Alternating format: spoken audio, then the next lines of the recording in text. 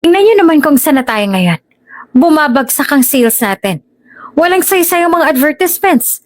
At halos wala tayong presence sa social media. You see? Napag-iwanan na tayo ng mga rival companies natin. Lahat sila nag-innovate. At hindi tayo pwedeng magpaiwan sa ganito. Kaya I want a drastic change. Dahil napag-iwanan na talaga tayo ng tuluyan.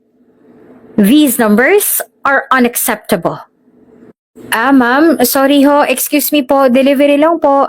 Pasign lang po sana ako nito. Pag-interrupt ni Hudson sa meeting ng kanyang boss at sabay abot ng papel at ballpen para papirma. Can you wait? Hindi mo ba nakikita nasa kalagitnaan pa kami ng meeting namin? Napakawalang modo mo naman. Pasensya na po ma'am, pero kanina ko po kasi kayo naririnig sa labas. Ma'am, magsasuggest lang po sana ako. Kung bago ka pa lang sa channel na ito, Ate Jane TV, huwag kalimutang pindutin ang notification bell and subscribe button. Sana po hindi naman malaking abala sa inyo ang pagpindot ng subscribe button dahil ang kapalit po nito ay ang pagsuporta para makapag-produce ng mga libreng stories sa mga channels ni Ate Jane. Maraming salamat!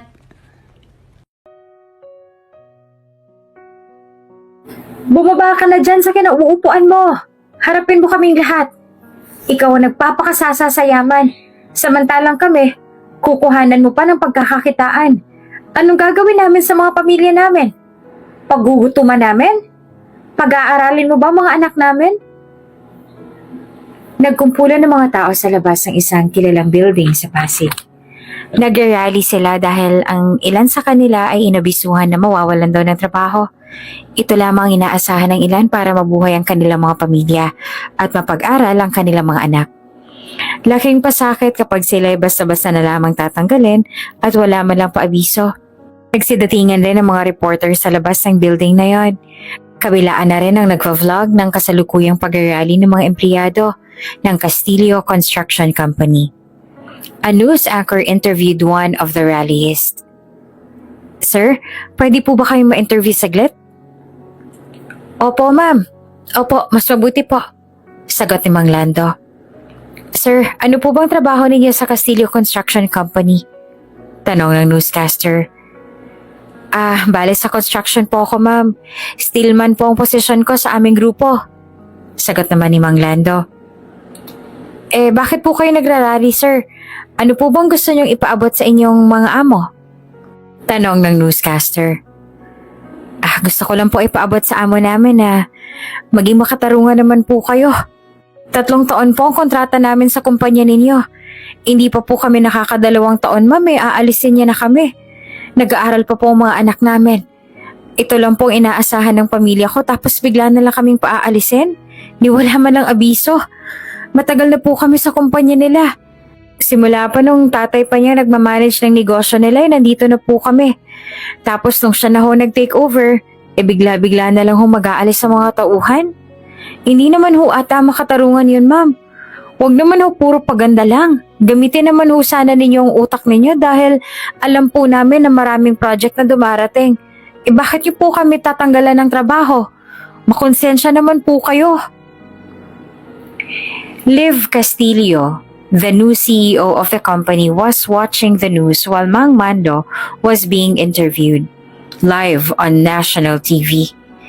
She was so furious that someone had raised a complaint against her leadership sa kumpanya. Bakit siya magko-complain? Kailangan ko ng palitan tong mga taong to, no? Dahil nalulugi kami. They are old and rotten. Hindi na sila masyadong efficient sa kumpanya. I am up to raising our family business and to rule over the businesses sa bansa. Ay, this old man. A phone call disturbed Liv while she was watching the news. It was Edgar Regacho, one of the board members ng kanilang kumpanya. Hello, Liv? Bati ni Edgar. Yes po? Are you watching the news right now? Yes po. Liv, I told you. Changing our workers with the younger ones wouldn't help. Mapapahiya lang ang kumpanya natin. I have seen this coming, Sir Edward, but don't worry. I can handle this. You should handle this, Liv. Our company has been of help to these people for quite a long time already. At tama sila. Hindi naman talaga makatarungan ang decisions mo, Liv. I said, I know what I'm doing, Sir Edward. As the vice president of our company, I suggest that we have a meeting together with the board tomorrow. Let's not make this dilemma longer. Bigyan na natin ng solusyon tong pinasok mo. Tugon pa ni Edgar. Okay, sir, relax.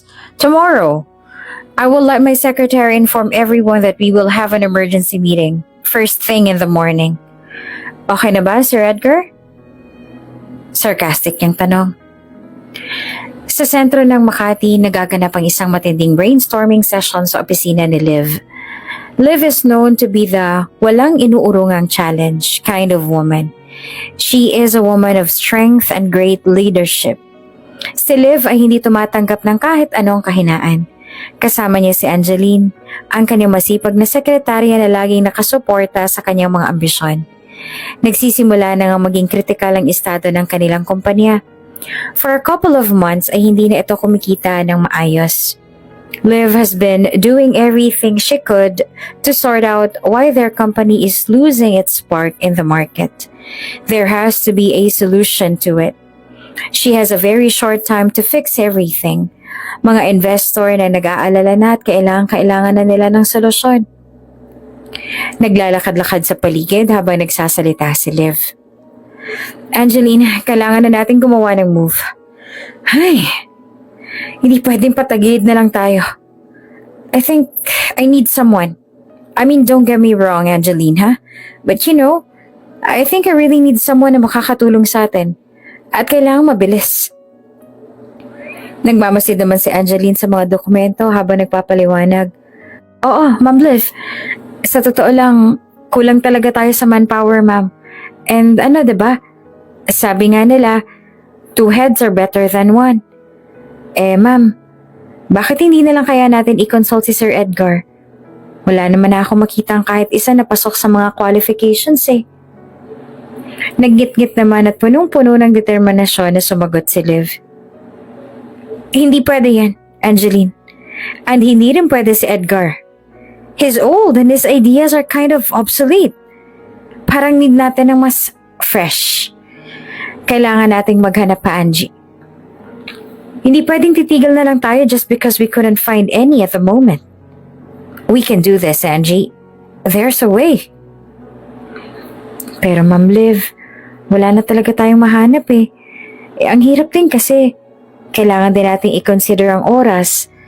Baka kailanganin na natin mag-decide sa mga applicant na hindi masyadong pasok sa criteria natin or ang pinakamabilis is to involve the investors in this. Mas matatanda na sila, ma'am eh. Hopefully, alam na nila how to troubleshoot all this. Nag-isip naman ng mabilis si Liv pagkatapos ay nagtanong. Do you remember anyone from our previous businesses? Baka may mga tao tayo doon na pwede nating kunin to help us rebuild our company? Nagmamasid naman si Angeline. Medyo nagsalita. Pwede. I think I remember some, ma'am. Pero hindi ko sure kung saan sila hahagilapin and also, ma'am, kailangan nating ma-negotiate sa kanila at i-convince sila to be employed sa atin muli. Pumapayag naman si Liv ngunit may halong pangangamba. Oo nga no? Medyo doubtful ako. Actually, Angge, we have to risk something to gain something. We need fresh and new perspective para sa mga projects and sa sitwasyon natin to. Nag-alok naman si Angeline ng solusyon. Paano po kung tawagan natin ng ilang dating consultants natin? Baka may makatulong sa atin sa paghahanap ng mga bagong project director natin, ma'am. Magandang ideya yan, Angeline. Tara, simulan natin agad. Malapit na ang next board meeting. We have to show our shareholders that they can still trust us despite the figures they are seeing. We have to build their trust. Hindi tayo pwedeng magpatalo sa oras, Angge. Call them agad and let's see who will come and give me a brilliant idea. Nagbigay naman ng assurance si Angeline. Yes, ma'am. Ako na bahala sa pagtawag at sa pagsasaayos ng mga meeting. Tutulong po ako sa paghahanap ng tamang tao para sa kumpanya natin. Sagot naman ni Angeline. Salamat, Angeline. Kailangan nating ipakita sa mga investor na kaya nating solusyonan ng problemang to. Na hindi tayo papayag na mawala ang tiwala nila sa atin. Sagot pa ni Liv. Kaya natin to, Ma'am Liv. Magtutulungan tayo para sa ikabubuti ng kumpanya. Sabi pa ni Angeline. Oo, Angeline. Magtutulungan tayo at mag-iisip ng paraan. I'm making for success, Angge. Alam mo, hungry ako sa mga ganyan palagi. Hindi ako tumatanggap ng pagkatalo. Alam mo yan. Tiwala lang, Ma'am Liv. Magkakaroon tayo ng magandang solusyon para sa lahat. Tama ka. That's what I like about you, Angge. You're a good source of strength sa mga ganitong panahon. I like that we click in what we do. I like that you're hungry for excellence as well. Oo naman, ma'am. Always ready ako para sa ikauunlad ng kumpanya natin. Isipin mo, ma'am, kung uunlad, edi additional sahod yun para sa akin. Kaya siguro nakuha ko na rin po sa inyo yung determinasyon na yun eh. Sa gitna ng gabi sa opisina ng kumpanya, nag-uumpisa ng kumilos si Liv at Angeline. Liv and Angeline were ready to make everything possible para sa ikabubuti ng kanilang kumpanya. Ayaw din ni Liv ng issue sa media, kaya binibilisan niya rin ang pag-aasikaso sa welfare ng mga manggagawa niya. Liv's determination was so contagious na lahat ng staff niya ay willing pa nga mag-overtime para lang magawa ang dapat gawin at para mapabilis din ang pag-establish ng mga task na dapat tapusin.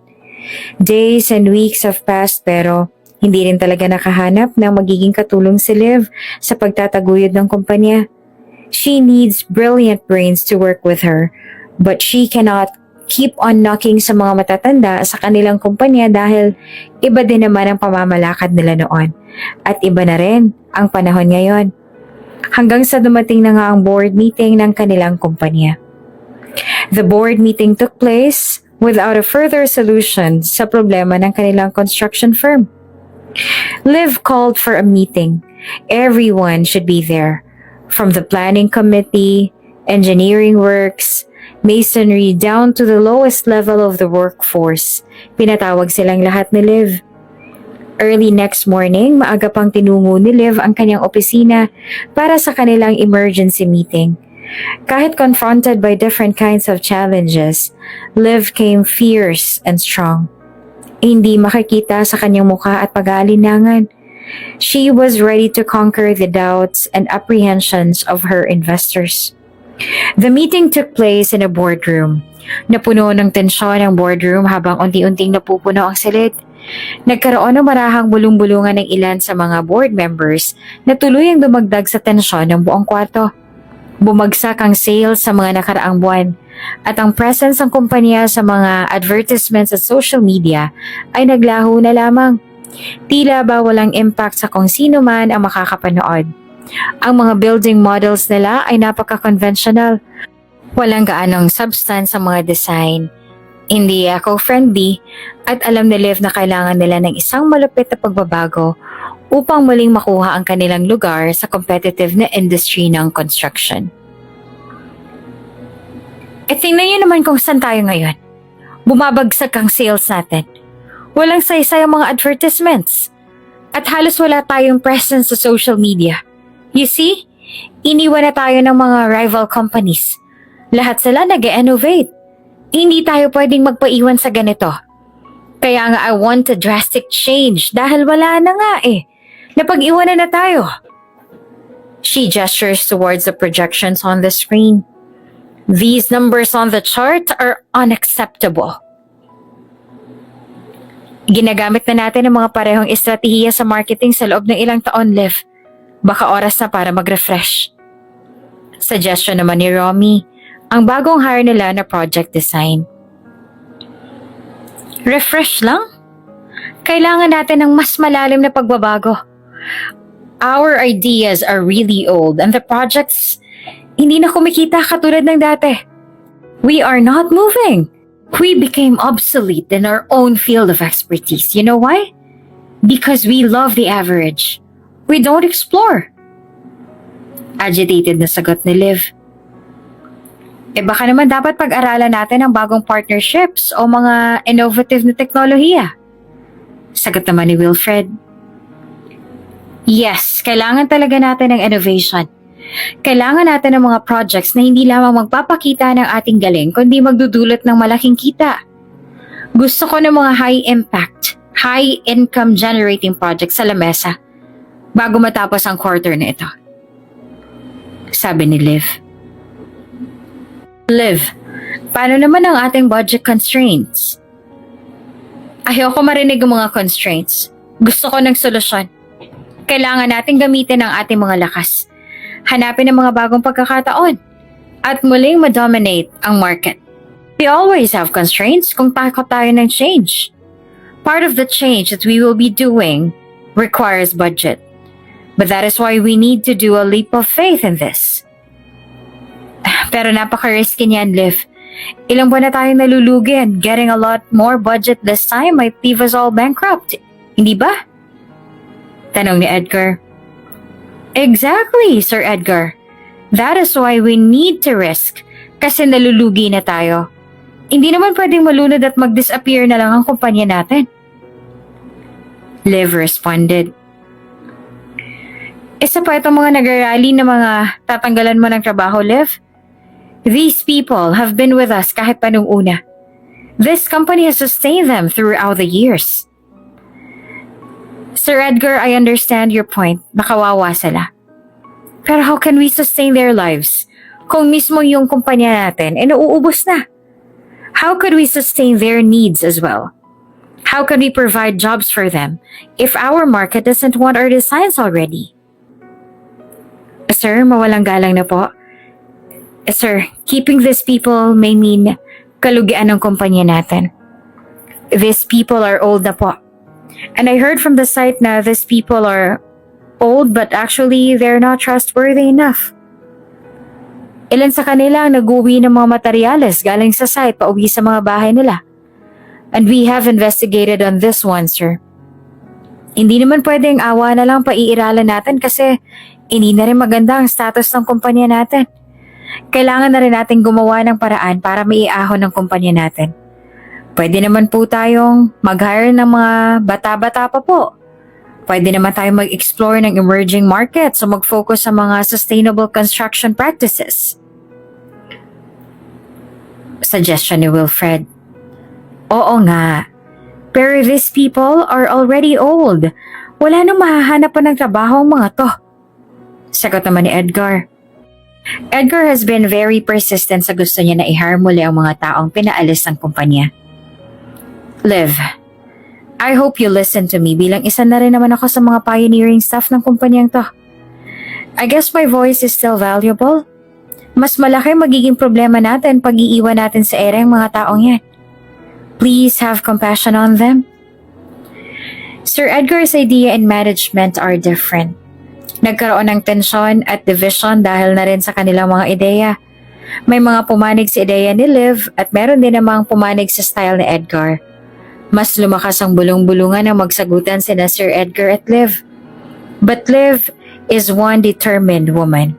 She was willing to stand against anybody who tries to ruin her ideas. She probably gets Sir Edwin's ideas and desire towards the worker. But this honest man should not be inside their company dahil paniguradong malulugi at malulugi talaga ang kanilang kumpanya kung sakaling hindi nila tanggalin ang mga magnanakaw sa kumpanya.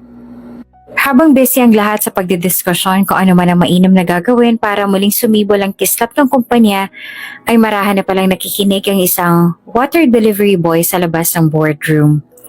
Rinig niya ang lahat ng usapan nila at kanina pa ito gustong pumasok sa loob ng boardroom at mag-suggest kung ano ang dapat gawin ng kumpanya para hindi na ito tuluyan pang malugi.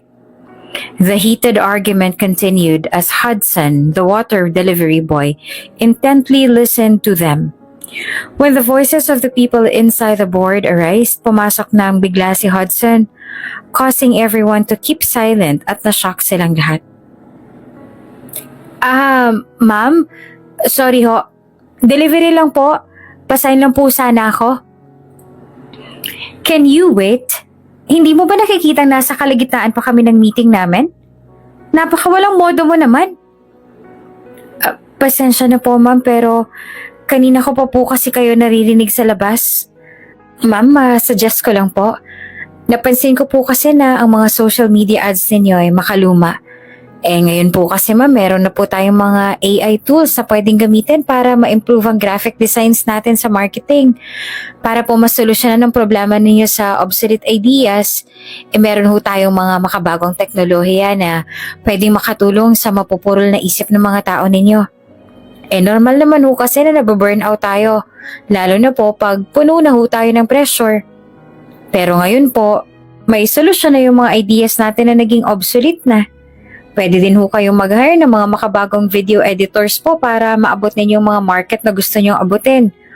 Or kung kapos man ho kayo sa budget, marami naman ho mga paid trainings ngayon na pwede nyo pong ipadalang mga staff ninyo para mag-seminar or mag-training po. Makakatipid pa po kayo kung sakaling yun ang gagawin ninyo. Tsaka maganda po kasi sa social media kayo mag-focus kasi double po ang income. Yung mismong page nyo po, kikita na. Plus, maa-advertise pa yung produkto ninyo. Tapos para naman po sa mga matatandang staff ninyo, you may keep them po nang sa ganun na hindi po sila mawala ng trabaho pero kailangan nyo po silang i-demote nang sa ganun na matuto po sila sa pagkakamali nila. At the same time, you still keep them at patuloy po ang mga buhay nila. Hindi nyo po kailangang mag-away po kasi ang sekreto po sa isang matatag na kumpanya ay yung mga tauhang nagtutulungan para sa iisang hangarin. Huwag niyo pong hahayaang ang differences niyo mag-divide sa inyo. Bagkos, gamitin niyo po ang pagkakaiba ng mga ideya ninyo para mas lalong lumago pa po ang negosyo ninyo.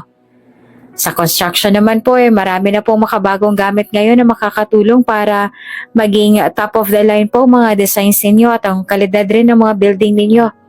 At pagdating po sa mga building, kailangan po may maiging quality assurance team kayo nang sa ganun ay hindi po makompromiso ang kalidad ng inyong structure.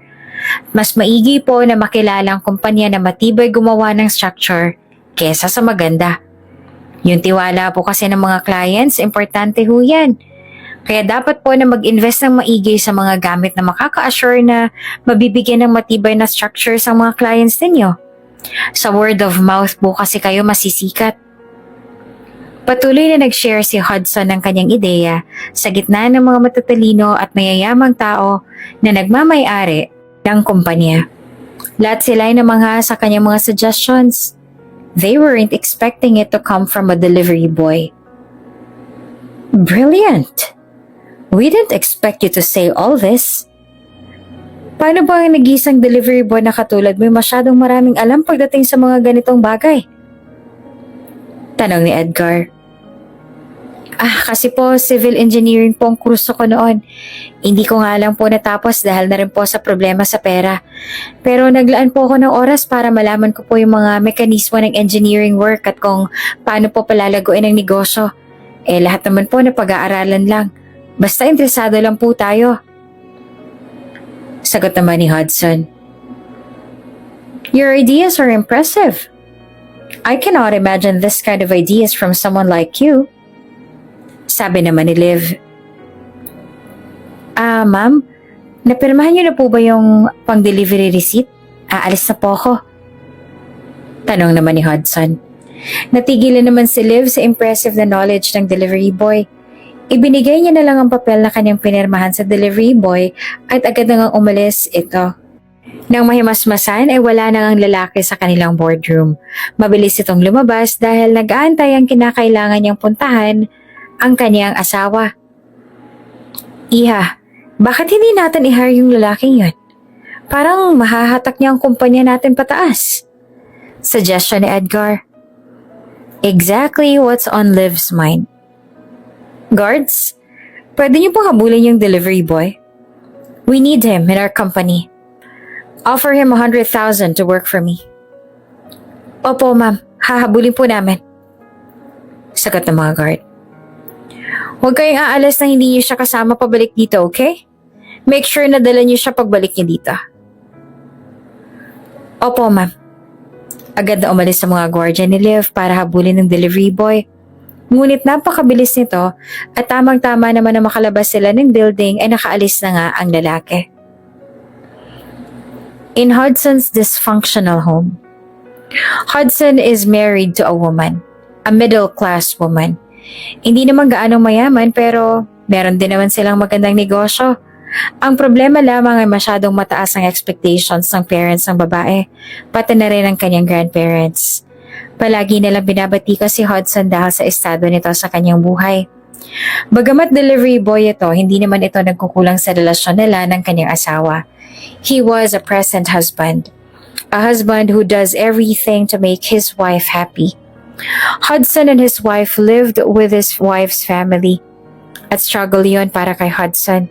Pero dahil nga mahal niya ang kanyang asawa ay tiniis niya na lamang ang hirap na manirahan kasama sa isang bahay ang mga taong patuloy na bumabatikos sa katayuan niya sa buhay.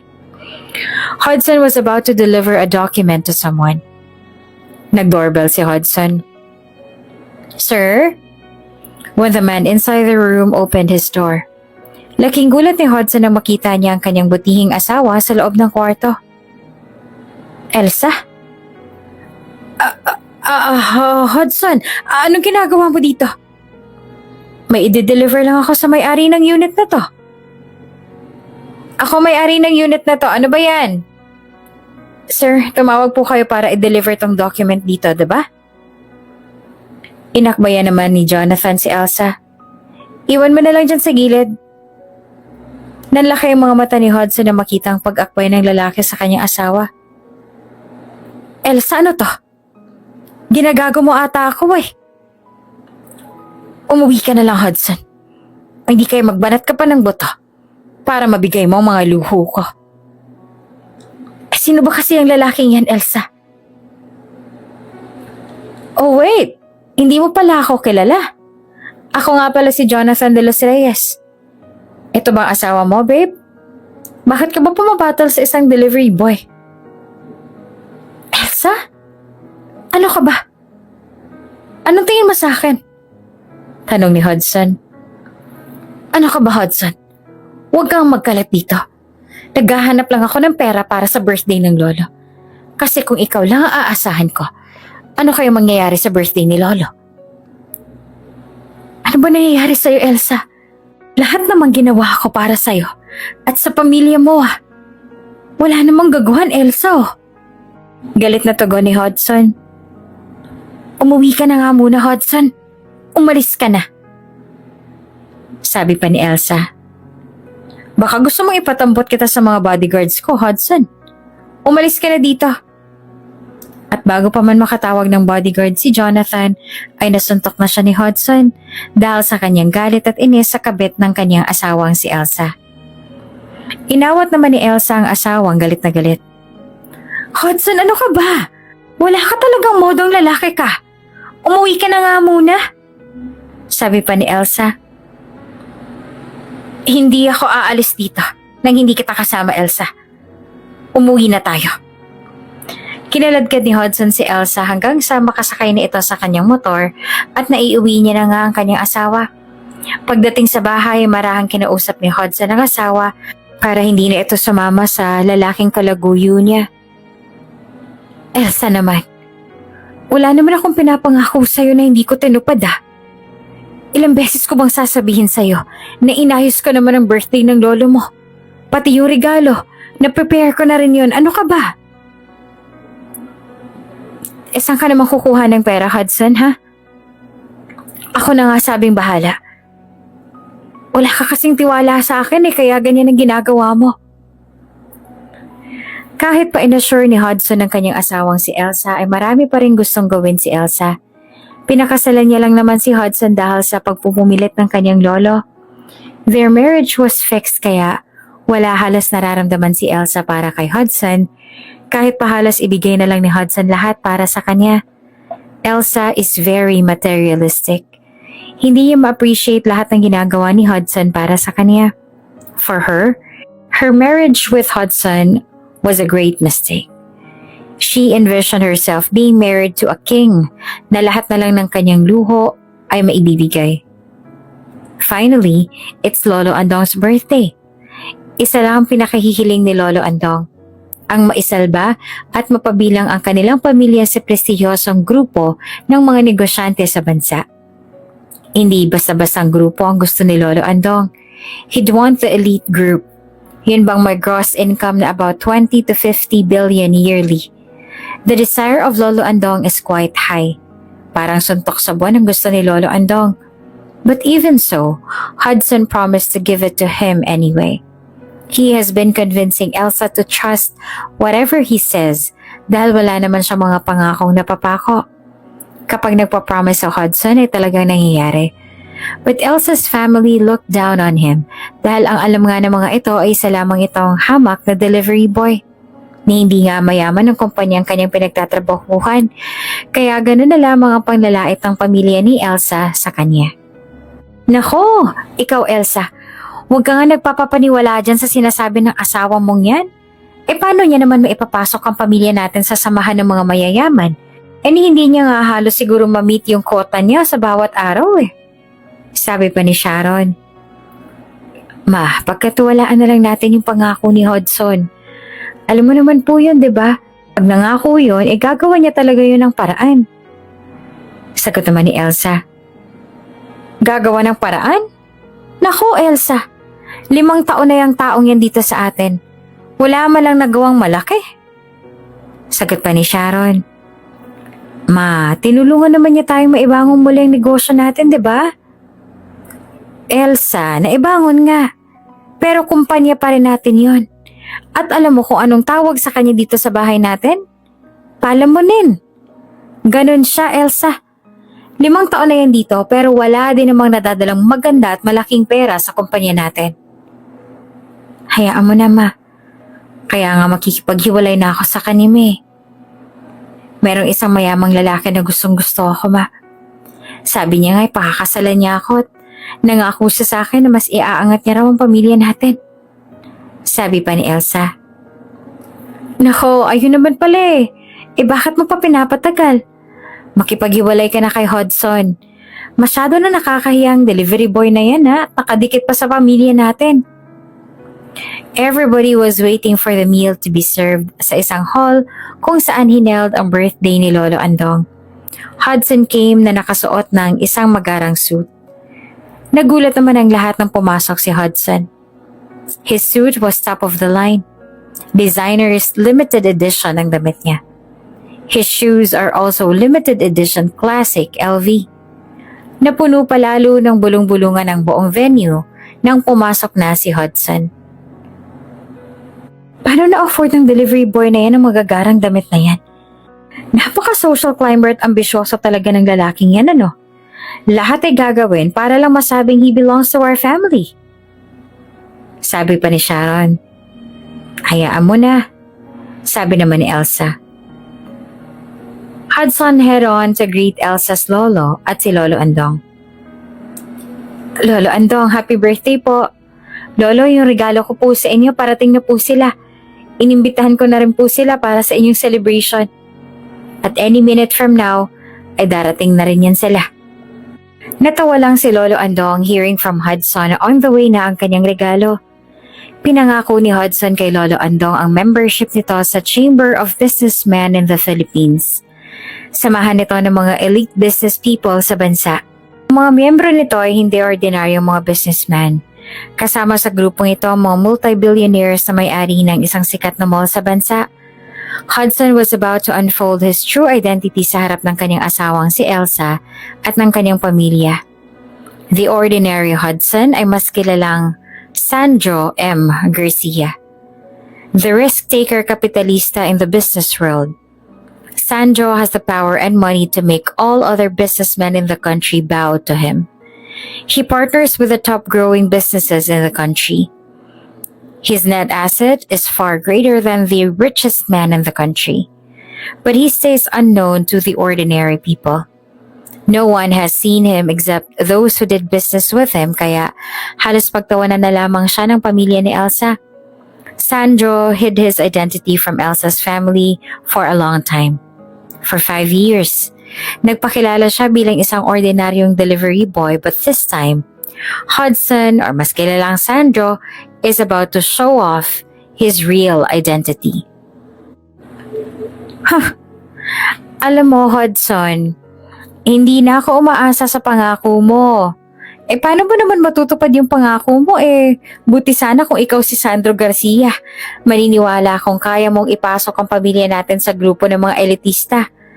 I was just listening to you, Hudson, but honestly, wala akong tiwala sa'yo. Kaya lang naman kita pinakikinggan dahil asawa ka ng apo ko. But other than that, wala na. Isa kang hamak na delivery boy lamang. At ano nga ba magagawa ng isang tulad mo sa mundo ng negosyo? We invest millions here, Hudson. Hindi kami nag-i-invest pa ng papiso-piso or libo-libo lang. Tsaka yung damit mo ngayon. Hindi ka na sana nag-abala pa dahil una pa lang talagang para ako nakikinig sa isang langaw na nakapatong sa malaking kalabaw. Paano kung sabihin ko sa inyo na ako nga si Sandro Garcia? Tugon naman ni Hudson. Hindi porket nakasuot ka ng ganyan, Hudson, maniniwala na ako sa'yo agad. Hindi ka ba nahihiya sa sarili mo? Nababaliw ka na ata Elsa, ano ba tong asawa mo? Sagot pa ni Andong. Agad na nilapitan naman ni Elsa si Hudson. Hudson, ano ka ba? Tumigil ka nga, Elsa. Alam ko kung anong sinasabi ko. Hudson naman. Huwag mo naman akong ipahiya sa harap ng pamilya ko. Tumino ka nga. Tiningnan ni Hudson si Elsa na masakit. Nako Elsa, mukhang dapat mo nang ipa-check up tong asawa mo kung ano-ano na lang kasi yung sinasabi Mamaya manakit pa ito matapos ang birthday ko. Sabay tawa ni Andong. Hudson heard everyone in the hall laughing insultingly. Kinalma lang ni Hudson ang kanyang sarili at hinayaang pagtawanan siya ng mga taong nasa loob ng hall kung nasaan ginanap ang birthday ni Lolo Andong. Sa isip ni Hudson, hindi nila alam kung sinong pinagtatawanan nila. Tignan natin kung makaahon pa kayo sa kinasasadlakan ng negosyo ninyo. Agad na tinawagan ni Hudson ang head ng Chamber of Businessmen in the Philippines.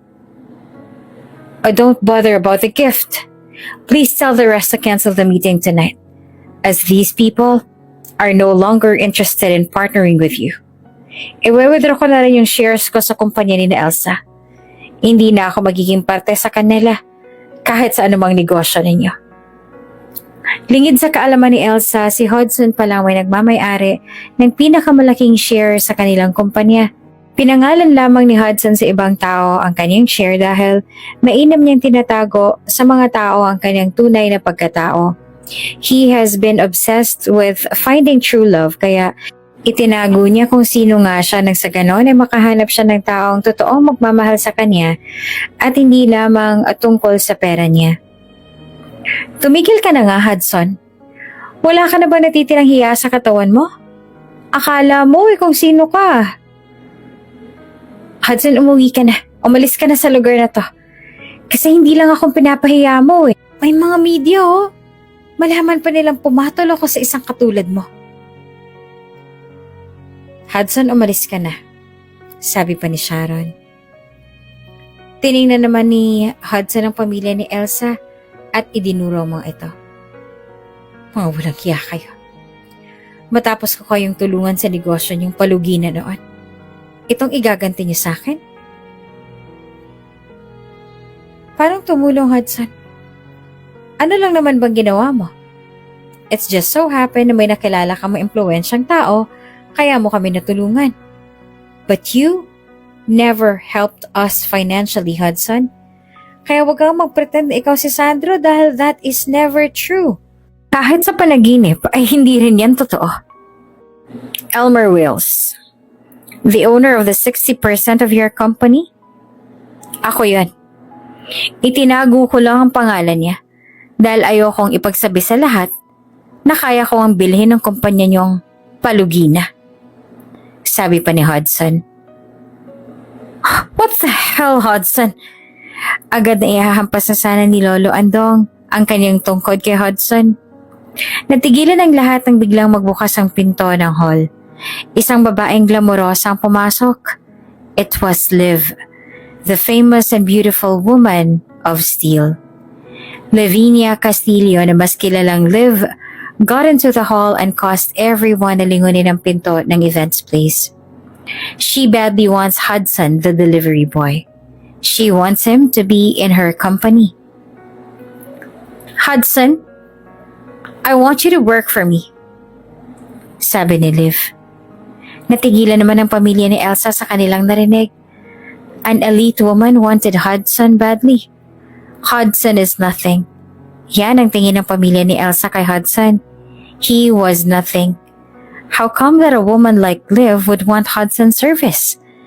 Ano nga bang maitutulong ni Hudson na wala man lang kaalam-alam sa malalaking negosyo? Nahihibang ka na ba, madam? Ano naman ang maitutulong sa'yo ng isang ordinaryong lalaki? Nahihirapan na nga siyang mag-provide para sa akin eh. Tapos pagtatrabahuhin mo pa sa palubog mong kumpanya? Tanong naman ni Elsa. Palubog talaga ha? What you have is a gem. Masyado ka lang walang pakialam sa napangasawa mo at wala kang bilib sa kanya kaya ayan. Hanggang ngayon nakadikit pa rin kayo sa pamilya niyo dahil yan naman ang gusto mo, hindi ba? Sagot naman ni Liv. At sino ka para pagsalitan ako ng ganyan? Tugon din naman ni Elsa. Ako? Si Liv. Hudson, I want you in my company. I'll give you 55% of my company. Just work with me. Offer naman ni Liv kay Hudson. Nahihibang ka na talaga, no? Sabi pa ni Elsa. Tumigil nga kayo dyan. Ngayon din, ay ipapaalis ko ang pangalan ng kumpanya ninyo sa chamber. Iwi-withdraw ko na din ang shares ko sa kumpanya ninyo at hinding-hindi na kailanman makikialam pa sa inyo. Tandaan nyo, pagsisisihan nyo ang ginawa nyo sa akin ngayong araw na to. Sabi pa ni Hudson. Nako, baka kailangan na nating tumawag ng mental ngayon. Tila sobra na yata nahihibang tong si Hudson. Hindi na ata alam kung sino yata siyang talaga. Hudson, binihisan ka ng pamilyang to for 5 years. Sabi naman ni Andong. Anong binihisan? Sinalba ko ang negosyo ninyong palubog na in 5 years. Nakabawi kayo at umangat ang estado ng pamumuhay. Tapos sasabihin nyo ngayon na binihisan nyo ako? Tumigil nga kayo. Ang kakapal ng mukha nyo. Wala kayong utang na loob. Utang na loob? Mahiya ka naman ng kaunti, Hudson, sa sarili mo. Pera pa rin namin na umiikot sa kumpanya. Investors lang ang hinahanap mo. Akala mo kung sino kang may malaking pinakaambag sa amin ah. Sagot naman ni Ronnie, kinakapatid ni Elsa. Yun ang alam mo. I own 60% of your company. And I invested hundreds of millions just to get all of you the mess that you all made dahil at kayo walang disiplina sa pag-handle ng pera nyo. Masyado kayong hambog. Susuntukin sana ni Ronnie si Hudson. Agad namang dinipensahan ni Hudson ang kanyang sarili. Hindi naman alam ni na Ronnie na si Hudson ay isang martial artist din. His hands was so firm na hindi na nakadepensa pa si Ronnie sa paghawak ni Hudson sa kanyang kamay. Tila mababali na ang kamay ni Ronnie ng mga oras na yon. Mabuti na lang at dumating ang isa sa mga matalik na kaibigan ni Hudson na negosyante rin. Kilala din siya ng halos nandoon sa venue ng araw na yon. He was Stanley Oroqueta, one of his fellow kapitalista. Natigilan si Ronnie at ang pamilya ni Elsa. Stanley? I'm so sure it's Stanley. Tanong ni Elsa. Agad na lumapit si Stanley kay Hudson para tulungan ito. Hudson, bakit ang gulo na ninyo? Tanong ni Stanley. I will withdraw my investment sa company nila, Stanley. Please do it tonight before the evening ends. And make sure to withdraw our investment with them. Tugon ni Hudson. Hudson, ang kapal pa ng mukha mo para utusan niyang si Stanley. Sabi naman ni Sharon. Tumahimik nga kayo.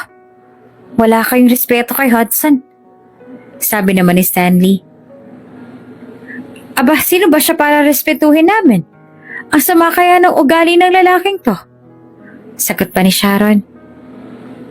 Hindi na ba kayo nahiya sa taong nagsalba sa kumpanya ninyo? Tanong naman ni Stanley. Huh? Paano nagsalba? Tama na itong pag-uusap na to. Elsa, let's annul our marriage. Our marriage is over. Sabi pa ni Hudson. Wow, para namang mababother din talaga si Elsa sa threat mo, no? Sabi pa ni Jonathan. No, this is not a threat. Before tomorrow ends, this marriage is over. Pagsisisihan yung mga ginawa niyo sa akin. Tandaan niyo yan. Umalis ka na nga dito, Hudson. Sabi pa ni Elsa. Hudson left the place kasama si Stanley and sure enough, before the evening ended, wala nang investment ni Hudson sa kanilang kumpanya. Sharon received a phone call bago pa sila naka-aware from Lolo Andong's birthday, and the phone call was a bad news. The secretary of their company told her na si Elmer Wills, the biggest investor, withdrawn his investment sa company nila. Ma'am, nag-withdraw po si Sir Elmer Wills sa atin. Wala po siyang iniwan sa kumpanya natin.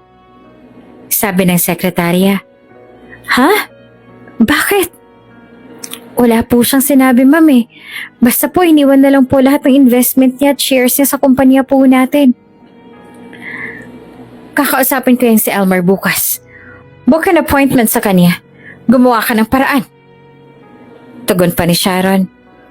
Balisang-balisa si Sharon nang malaman niya na wala na nga ang pinakamalaking investor ng kanilang kumpanya. Agad namang napaisip si Sharon na maaari ngang hindi nagbibiro si Hudson. Parang nakumbensi na rin si Sharon na si Hudson nga at si Sandro Garcia ay iisa. Maaari nga bang si Hudson at si Sandro ay iisa? Pero paano? Sabi ni Sharon sa kanyang sarili. Hindi naman mawari ni Sharon ang kanyang isipan.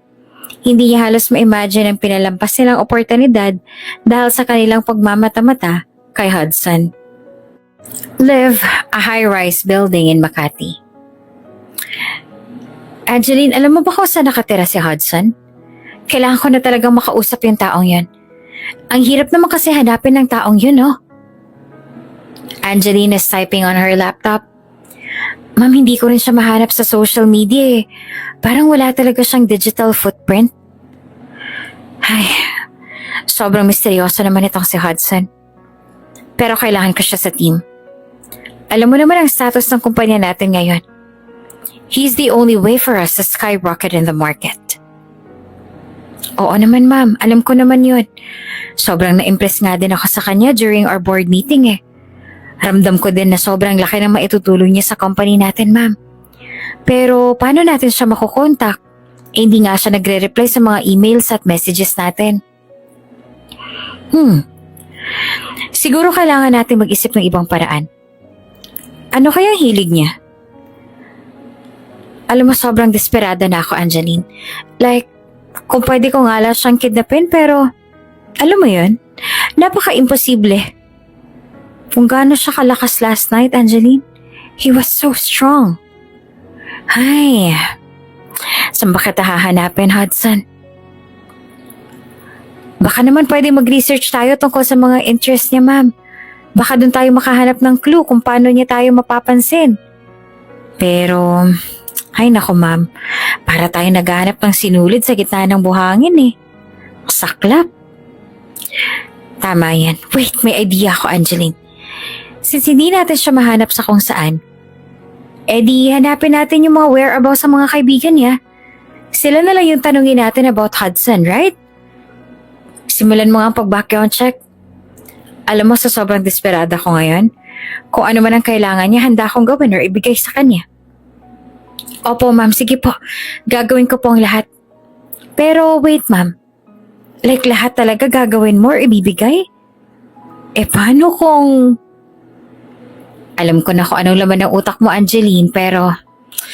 Ay, kung pati yan ako, bahala na nga. Sagot pa ni Liv kay Angeline. Haha, desperada ka nga, ma'am. Yan ang sinasabi mo kagabi sa event eh. As in, ibibigay mo ba talaga yung 55% pang shares mo just to have him in our company? Of course, Angeline. Handa ako magbigay ng 55% na share sa kanya kapag pumayag siyang magtrabaho sa atin. Wow, that's so big, ma'am. Ibang klase po talaga kayo, ma'am, ano? Pag may nakikita kayong potensyal, talagang susugalan mo. Kailangan natin siya, Angeline. Kaya kahit anong hingin niya, ibibigay ko para lang makumbinsi siyang mag-work sa atin. O sige, ma'am. Ako na pong bahala. Sagot naman ni Angeline. Huwag tayong titigil hanggang hindi natin siya nakakausap. Kailangan natin si Hudson para buhayin ang kumpanya. Sagot pa ni Liv. Opo, ma'am. Don't you worry, ma'am. Magtutulungan tayo para mahanap siya. The search for Hudson is on. Salamat, Angeline, ha. Alam ko namang magagawa mo yan eh. Magpapadala ako ng meeting invite sa mga possible connections niya. Baka doon natin siya matagpuan. Opo, ma'am. Gagawin ko ang lahat na makakaya ko. Hindi tayo titigil, Angeline, hanggang hindi natin siya nakukuha. Hudson, dadaanan natin sa tiyaga at determinasyon. And besides, I trust you, Angeline. I know easy lang to sa'yo. I've witnessed how you do your job well. Kaya alam ko talaga na magagawa mo ang job mo ng maayos. And of course, I look forward for Hudson in my office. Okay? Opo, ma'am. Susunod po ako sa lahat ng iuutos sa inyo. Pero ma'am, in all fairness, gwapo si Hudson, ha? Sabi ni Angeline. Hoy, ang landi mo, Angeline, ha? Ma'am, pag nasa office na siya natin, tatry ko siyang landiin. Pagpapaalam ni Angeline. Nako, Angeline, mas desperada ka pa yata kaysa sa akin, ha? Sagot naman ni Liv. Bakit? Aminin, hindi ka ba nagagwapuhan? Tanong naman ni Angeline kay Liv. Natahimik si Liv sa thought about the physique of Hudson. Gwapo nga naman talaga si Hudson. Masyadong matipuno ang upper part ng kanyang katawan.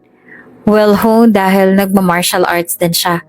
Tall enough din para tingalain ni Liv. Tall guy na weakness ni Liv. Liv likes tall men. Deep inside her, kinilig na rin siya na kaunti sa tanong ni Angeline. Uy, ma'am, ba't ka nakangiti dyan? Ini-imagine mo, no? Hoy, hindi ah. Ay nako, babae ka rin naman, ma'am, ano? Alam ko talaga sa ngiti mo kanina na iniisip mo rin talagang gwapo nga si Hudson, right? Alam mo, Angeline, ang dami mong alam. Pero ma'am, hindi kayo bagay dahil mayaman ka tapos siya delivery lang. Sa akin siguro parang feeling ko bagay pa kami. Pareho kaming middle class eh. Sagot pa ni Angeline. Tigil na ni Liv ang makukulit na imahinasyon ni Angeline at pinukol ang atensyon nito sa paghahanap sa mga taong related kay Hudson. Sa coffee shop kung saan sinuwerte si Liv. Sa isang kilalang coffee shop sa Makati, tahimik na nag-iisa si Liv sa kanyang mesa nang biglang makita niya si Hudson kasama ang isang kasamahang negosyante. Liv sat silently sa isang sulok ng cafe. She intently looked at Hudson at ang kanyang kasama. They were both looking really rich. Napaisip tuloy si Liv kung bakit nakabihis mayaman si Hudson. He looked so different and handsome with his white long sleeve and well-pleated slacks. May sumibol na ideya sa utak ni Liv. Si Hudson niya ba yan? Ba't parang ang gwapo niya? Mukhang mayaman talaga. In fairness, ang gwapo niya ah. Ibang klase din talaga pag nabihisa na isang ordinaryong tao, ano? May igagwapo pa talaga. Shucks, talagang pasok sa banga si Hudson. Pero mukhang umaayon sa akin ng panahon ah. Parang hinihatid talaga ni Lord sa akin si Hudson. Matyagang naghintay si Liv. Sumusubok-subok itong sumili paminsan-minsan sa private room na binook ni na Hudson at ng kanyang kasama. Nakaglass ang room at half-tinted ito kaya nakikita lang ni Liv ang moments ni Hudson at ng kanyang kasama. Liv was so desperate to really talk to Hudson. Ilang linggo na rin nilang hinahanap ni Angeline sa Hudson para malaman nila kung paano nila ito makukorner at makausap ng maayos. Tila bagang hulog ng Diyos ang panahon yon. Saktong-sakto naman na andun din si Liv. Liv kept on sneaking sa private room ni na Hudson. Hanggang sa isang iglap, napansin ni Liv na tumuho si Hudson sa men's room. Sa kanyang pagkadesperada ay hindi na siya nag-atubiling sundan pa si Hudson. Nakakahiyamang sundan si Hudson sa CR ay ginawa niya pa rin dahil nauubusan na nga rin siya ng oras. Kinailangan ng umusad ng mga projects ng kanilang kumpanya para muli itong umangat sa kanyang mga kakompetensyang kumpanya. Pagkapasok mismo ni Hudson sa CR ay agad na sumunod si Liv at nagulat na nga lang rin si Hudson nang bigla na lang nagsara ang door sa kanyang likuran at nilock pa ito. Hudson was about to unzip his pants dahil naiihi na nga ito. Nagulat na lang siya to see a beautiful woman on the door. Hoy, ginulat mo naman ako. Hindi to CR pang babae ah. Hindi pa siya nakikilala ni Hudson dahil wala namang suot na makeup si Liv noon. At naka-ordinaryong white t-shirt at shorts lang. Naglakas loob naman na pabulong na nagsalita si Liv. Hudson, sandali lang. Hudson hurriedly zipped his pants. Bakit ba? Sino ka ba? I'm Liv, remember? Tinanggal niya ang kanyang eyeglasses. Liv? Anong ginagawa mo dito sa loob ng men's room? Hudson, pakasalan mo ako. Ano? Marry me, Hudson. Diba annulled naman ang kasal mo? Ayaw mo naman sa trabaho na ino-offer ko sa'yo, diba? Kaya eto, I need you as my husband. And if you marry me, you will never regret. I will submit to you and will be your number 1 cheerleader sa lahat ng ipupursue mo. Sabi pa ni Liv, nasisiraan ka na ba ng bait? Bakit mo naman ako aalokin ng kasal hindi mo pa naman nga halos ako kilala eh. Kailangan kita, Hudson. Hindi kita iiwan hanggang hindi mo ako pinapakasalan. You will keep seeing me kapag hindi ka pumayag na makasal sa akin. Napaisip naman si Hudson sa suggestion ni Liv. Hudson looked at her upside down. Nailang si Liv, pero hinayaan na lamang niyang titigan siya ni Hudson. Nilapitan ni Hudson si Liv at unti-unti namang napaatras si Liv hanggang sa makasandal ito sa wall. Hinawakan ang mukha ni Liv ni Hudson. Maganda ka? At gusto kong ugali mo. Hindi ka tumitigil hanggat hindi mo nakukuha ang gusto mo. Hudson, just marry me. Idinikit naman ang mukha ni Hudson sa mukha ni Liv. So, if I marry you, are you ready for this? Hinalikan ni Hudson ang ilong ni Liv at agad na lamang na napatigilid si Liv. I will be ready for this. Hindi na muna sinagot ni Hudson ang alok ni Liv bagkus ay kumuha ito ng papel at sinulat ang kanyang numero. Nang sa ganon ay pwede siyang tawagan ni Liv. I don't like this setup. Masyadong mabaho for a romantic love affair. Call me, sabi ni Hudson. Inipit ni Hudson ang papel sa shorts ni Liv at lumabas na ito ng men's room. Agad namang nakahinga ng malalim si Liv sa paglabas ni Hudson sa CR. Nanlupaypay si Liv at halos maubusan ito ng lakas nang makaalis na si Hudson. But after leaving the men's room ay naamoy pa ni Liv ang nakakahalinang amoy ng bunganga ni Hudson at ang bango ng kanyang perfume. Para bang naakit ng husto si Liv sa kanya. Agad namang umuwi si Liv and talked to Angeline. Pagkaraan ng isang nerve-wracking na pangyayari sa coffee shop, tinawagan ni Liv si Angeline. It was a weekend at walang trabaho si Angeline kaya after Liv's encounter with Hudson in the men's CR ay agad itong umuwi. Pero nang nasa kotse pa lamang siya ay hindi na mapigilan ang kanyang sarili. Tuwang-tuwa siya. Kakaibang tuwang nadarama niya. She was not certain if it was because of what she did or because of the attraction she had with Hudson. Naghalo ang kilig, confusion at saya sa kanyang isipan. Sa katunayan ay nanginginig pa nga ang kanyang mga kamay dahil sa nerbiyos. Grabe. Alam mo ba kung sino nakita ko sa coffee shop kanina? Excited si Liv. Sino nga, ma'am? Tanong naman ni Angeline. Si Hudson. At alam mo ba kung anong ginawa ko? Sinabihan ko siyang pakasalan niya ako. Nagsigawan silang dalawa. Hindi naman inaasahan ni Angelina ganoon ang sasabihin ng kanyang boss na si Liv kay Hudson.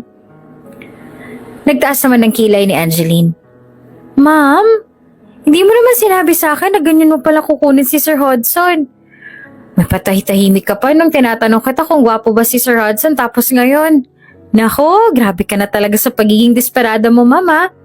Pero wait lang, ma'am. Ano na? Ano na? Nasagot niya. Ngumiti naman si Liv. Kasi hindi ko na nga siya mapigilan eh. Angge, alam mo na, sobrang desperada na ako. At saka kasi sinundan ko siya sa CR kanina. Alam mo yun, hindi ko na rin actually alam kung ano sasabihin ko kasi kinakabahan na nga rin ako eh. Grabe ka talaga, ma'am. So ano na nga, pumayag ba? Nagalit ba? Ano? Ano sabi ni Hudson? Eh, nagulat siya. Pero ano, Angge eh. Bigla namang nalungkot ang tono ng boses ni Liv. Hindi pa siya nakapag-decide kasi nga 'di ba? Kasal naman yung inalo ko, 'di ba? Eh hindi rin naman talaga ganun kadali mag-decide para sa ganun, 'di ba? Pero guess what? Meron na akong number niya. Nagtakip naman ng bibig sa tuwa si Angeline. Ay grabe mama, kinikilig ka naman ata dyan. Hindi na rin napigilan ni Liv ang tuwa. Apa, oo naman. Alam mo bang magiging okay tayo ngayon? Sigurado ako na papayag siya. Tumawa si Angeline. Sana nga, ma'am. Pero siguraduhin mo lang, ma'am, na hindi mo siya masyadong ipipressure, ah. Alam mo yun? Parang ano eh, parang hindi lang to basta sa company eh. Nasisense ko na may gusto ka talaga sa kanya. Aba, oo naman. Naslide pa ang bunganga ni Liv. Oo? Uy, sabi ko na nga, be, may gusto ka rin sa kanya eh. I mean, wala no. Ikaw kasi kung ano-anong tinatanong mo. Sunod-sunod. Sus, nako naman ma'am. Okay lang naman sa akin eh. Ibigay ko na sa'yo si Hudson kung talagang gusto mo siya. Mapagparaya naman ako eh. Tatawa-tawa pang sabi ni Angeline. Pero kidding aside ma'am, magiging okay na siguro ang kumpanya natin very soon. Excited na ako. Nag-promise naman si Liv. Oo, Angge. Magiging cautious ako. Pero kailangan ko talaga siya sa kumpanya. Nagmelo ng kilig at tuwa nila Angeline at Liv. Oo nga ma'am, basta balitaan mo agad ako sa mga susunod na mangyayari ha. Sa isang maliwanag na hapon sa isang coffee shop, nagmumukhang balisa si Liv habang hawak ang kanyang cellphone. Matagal na siyang naghintay na makausap muli si Hudson. Hindi naman makalimutan ni Liv ang araw na inalok niya si Hudson ng kasal dito sa coffee shop. Ngunit sa halip na sagutin siya ni Hudson, ibinigay lamang nito ang kanyang numero. Nag-alinlangan si Liv kung paano niyang kakausapin si Hudson. Nahihiya kasi ito sa ginawa niya noong huling magkita sila ni Hudson. Hindi naman kasi dapat kasal yung iaalok niya pero nabulalas na lamang kanyang bibig at yun ang kanyang nasabi kay Hudson. Ngayong nasa harapan ni Liv ang pagkakataon na tawagan si Hudson, kabado naman siya. Hindi niya maiwasang sundan ang kanyang nararamdaman. Liv is a very competitive person. She wants to get her job done excellently, even at the cost of her life. So she did what she needs to do. Call Hudson. Kinakabahan ako. Hello, Hudson? It's me, Liv. Yeah, it's me, Liv. Gusto ko sanang, Hudson, pwede ba kitang makausap? Oo? Natatawa naman at nakukitan sa pagkakautal na Liv. Ano yun? Ang bilis mo naman yata. You wanna talk about our wedding na? Tata, siguro hindi ka pa nagkaka-boyfriend, ano? Sunod-sunod na tanong ni Hudson. Hindi naman yun eh. Gusto ko kasi gusto ko sanang magkita tayo ulit sa coffee shop. Parang gusto ko ulit makita ka doon eh. Trying to sound a little inviting and flirty at the same time. Habang kinakausap niya si Hudson ay tumatakbo sa isip ni Liv ang, naku, gaga ka talaga, Liv. Hindi mo na talaga mababawi yung sinabi mo. Ano ba itong ginagawa mo, Liv? This is not so you. Naku, nakakahiya ka. Pero bahala na nga. Tumawa naman ng bahagya si Hudson. Talaga? Paano na yung offer mo na pakasalan kita? Halos mamula na ang buong mukha ni Liv talking to Hudson. Hiyang-hiya siya sa sarili niya. But what else can she do? She only has 2 weeks to make plans work. Or else, malulunod na lang talaga ang kumpanya nila. Napapalunok at napapakunot noon naman si Liv. Hindi yun seryoso. Joke lang yun. You know naman, what I really wanted, diba? Gusto ko lang naman na tulungan mo ako sa kumpanya namin. In-offer ko lang naman yun kasi palagi mo lang akong dinedecline. Patuloy namang natawa si Hudson. Nako, Liv, akala ko pa naman seryoso ka na doon. Sorry na. Basta gusto lang talaga kitang makita ulit. Just have dinner with me. Or just eat out. Please. Tumigil naman sa pagtawa si Hudson. Okay lang yon. Your treat, right? Meet me at the coffee shop in 30 minutes. Liv was so excited. Kakaibang excitement na Liv ngayon. More than closing the deal na makapagtrabaho sila ni Hudson is that seemingly sprouting desire to get to know Hudson. Napaka-misteryosong tao ni Hudson. Gwapo at may tinatagong kakaibang talino sa entrepreneurship at construction. About 15 minutes bago dumating si Hudson ay naandun na si Liv. She dressed herself well. Isang mababang V-neck lined shirt ang suot na Liv.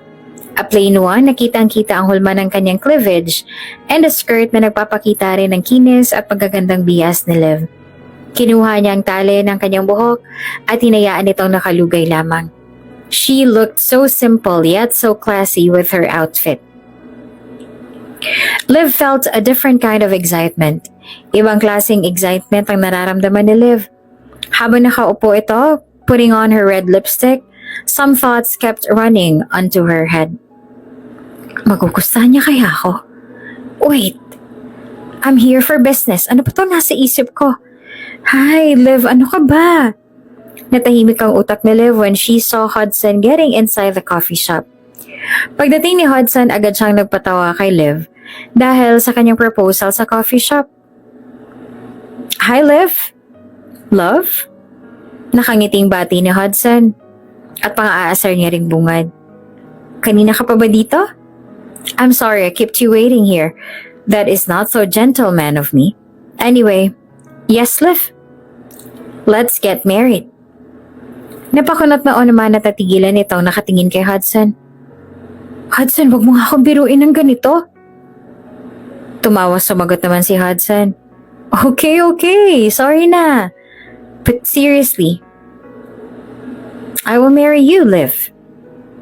Maling natahimik naman si Liv.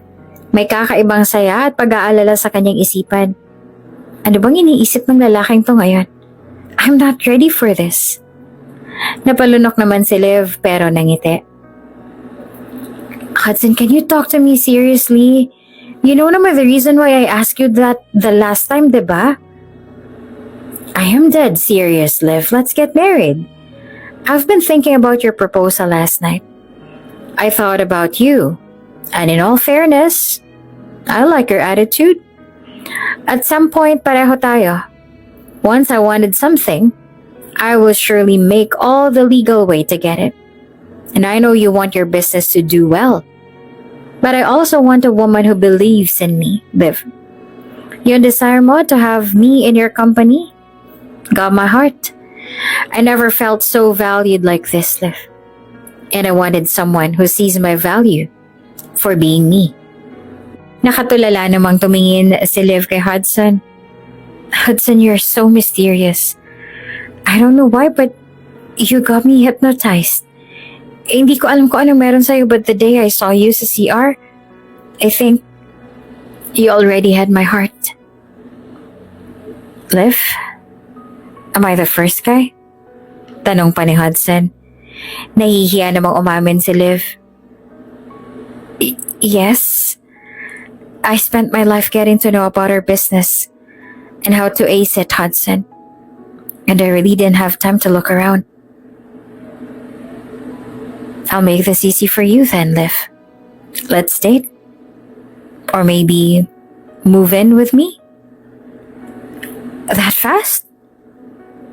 Of course. But don't worry. I will be easy on you, Liv. Hindi ka mahihirapang pakisamahan ako. Just also give me a map on how I can slowly get into your life. Liv and Hudson's story continues to unfold in the cozy coffee shop, where love and laughter intertwine as they embark on their journey together. From a business ideal to love sprouting in an instant. Pag-ibig nga naman. It comes in unexpected manner sometimes. Hudson and Liv live their life together as a couple. It was an instant blow of a relationship. Lahat ay bago kay Liv because hindi pa naman siya at ever nagkaroon ng boyfriend. And when she did, she moved in with him kaagad. The first few weeks, they were estranged. Akala ni Liv, Hudson would take advantage of her, but no. Hudson was so kind to her. Pinursu pa nga talaga siya. Hudson would bring her favorite food every day and he would prepare food for Liv inside their house. And Hudson wasn't only kind to her, but he helped her with her business as well. Without hesitation, agad na inasikaso ni Hudson ang pagtulong kay Liv para muling maiangat ang kanilang negosyo. Liv was so delighted.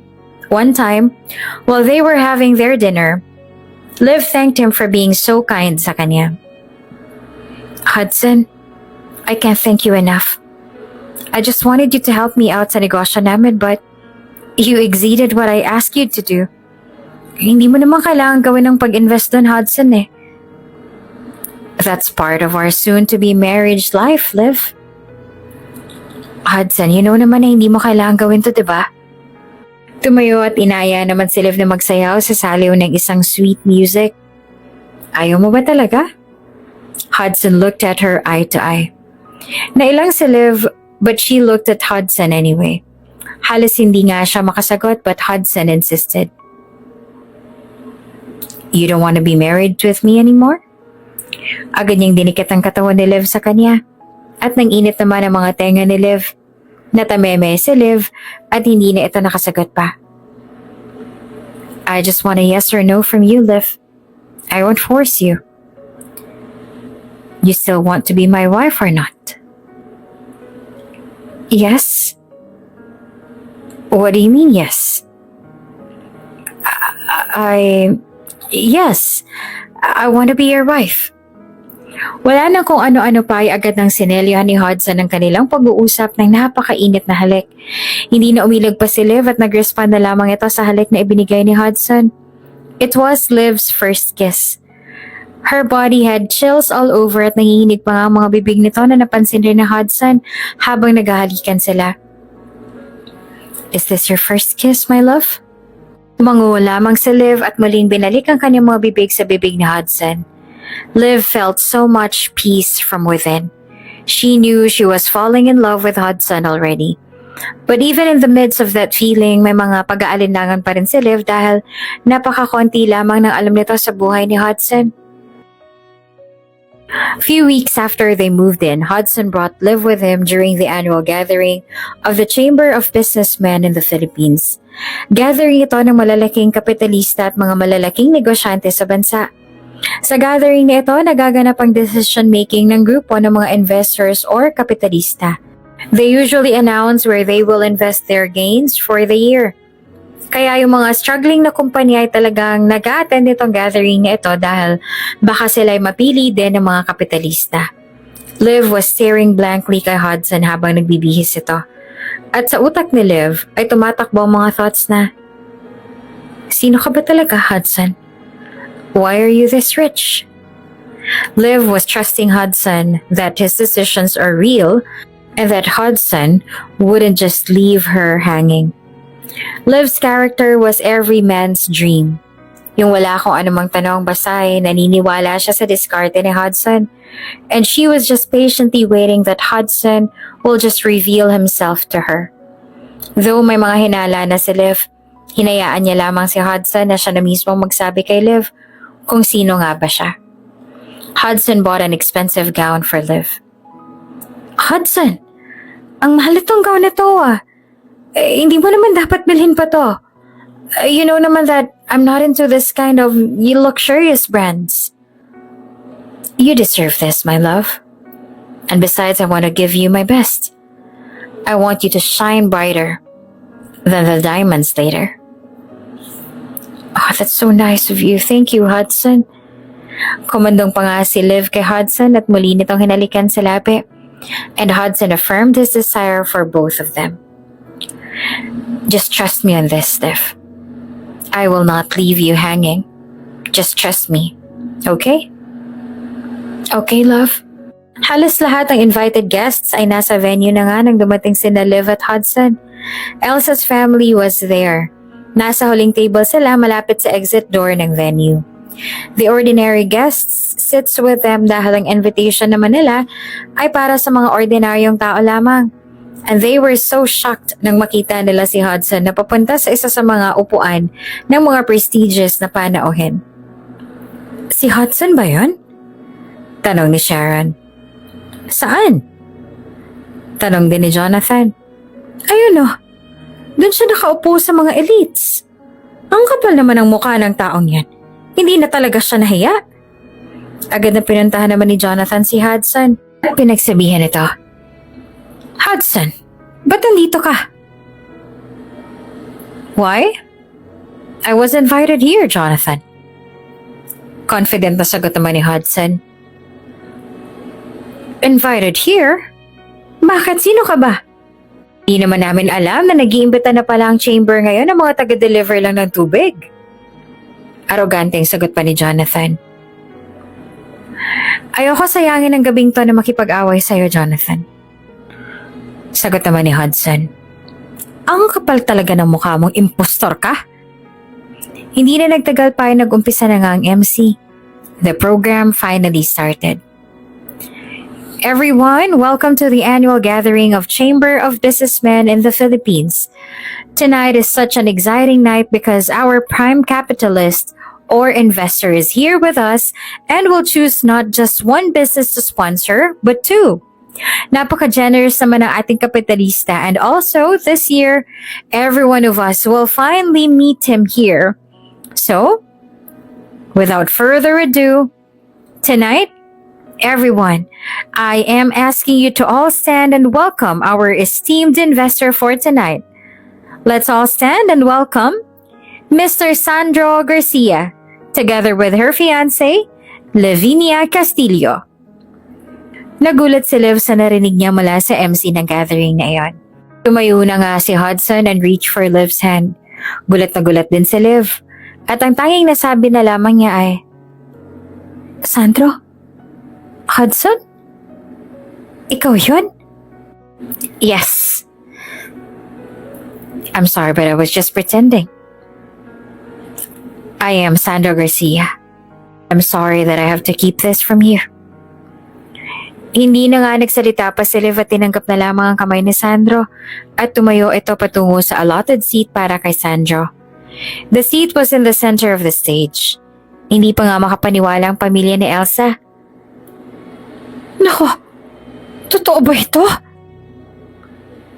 Tanong ni Sharon. Ma, hindi pwede to.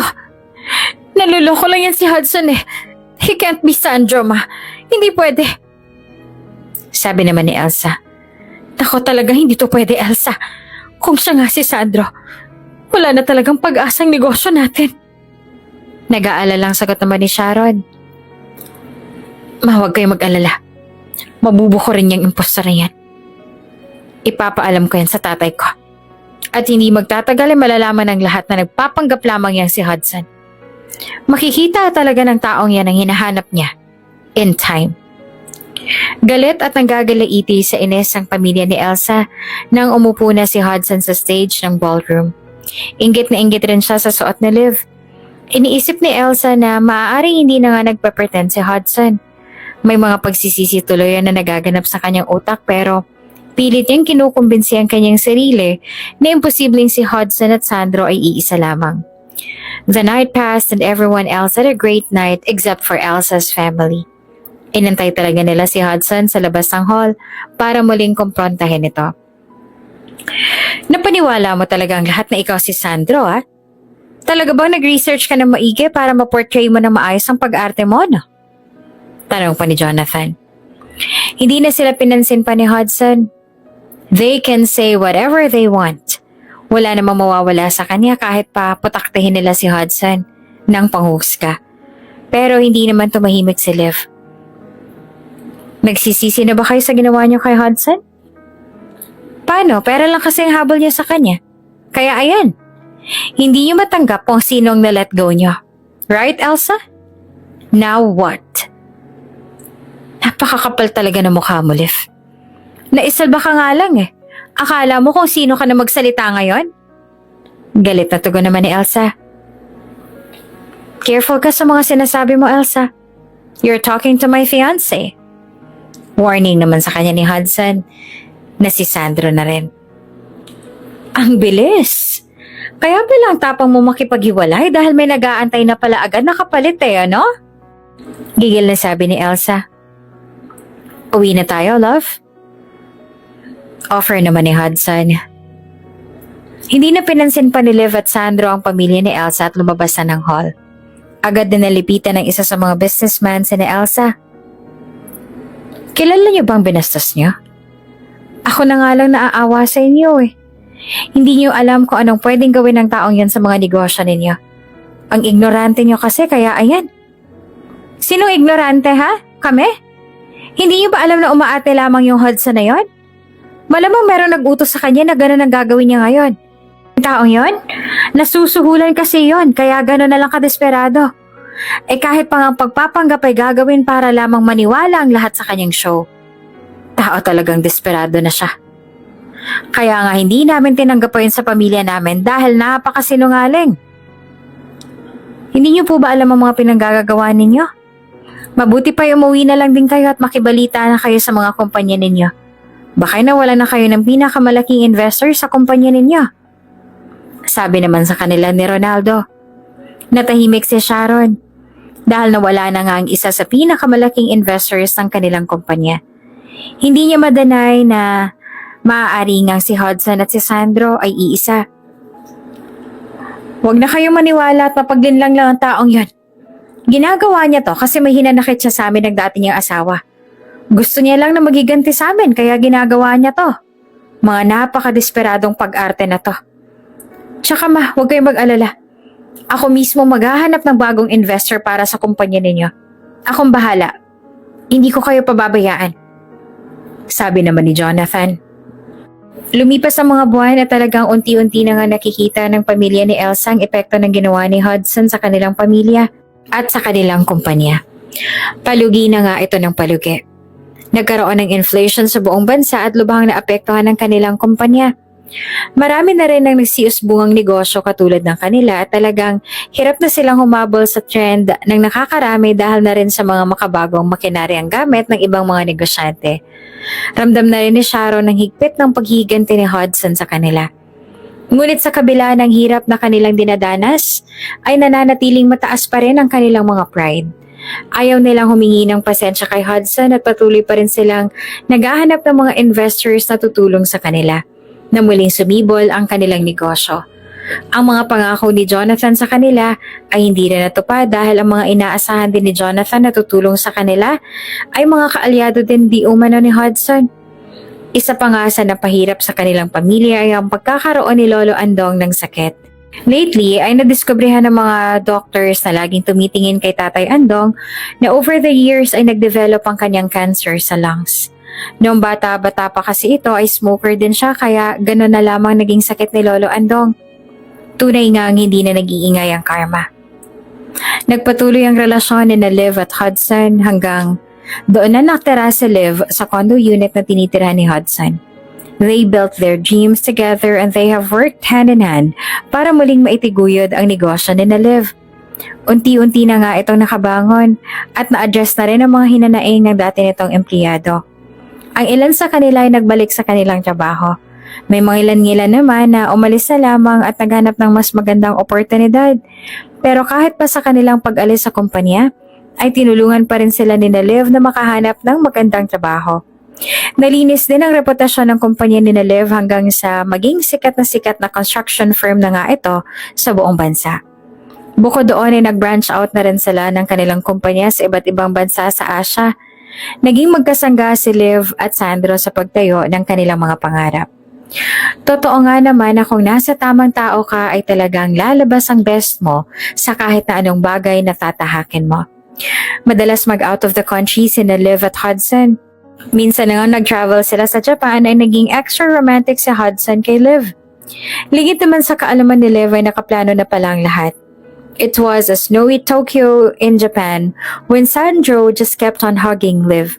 Harap ng cherry blossoms, Liv and Sandro are walking hand in hand under the cherry blossom trees. They stopped and admire the beauty of the sakura. Sandro looks at Liv lovingly. Liv, ang ganda ng view ano? Pero mas maganda ka pa rin sa kanilang lahat. Nag-blush naman si Liv at sumagot na, Sandro naman, overtime talagang natututo ka ng mambola, no? Binubola mo na naman ako eh. Pero oo, tama ka. Sobrang ganda talaga dito. Parang napakasarap mamuhay sa mga sandaling to. Oo nga, Liv. At sa mga sandaling ito, mas lalo kitang minamahal. You know, I didn't expect you'd come my way, my love. I mean, in the most unexpected way, makikilala ko ang taong sobrang magmamahal sa akin at magpapaligaya sa akin. Buti na lang talaga at medyo arisgada ka, no? Kasi kung hindi, nako, wala talaga.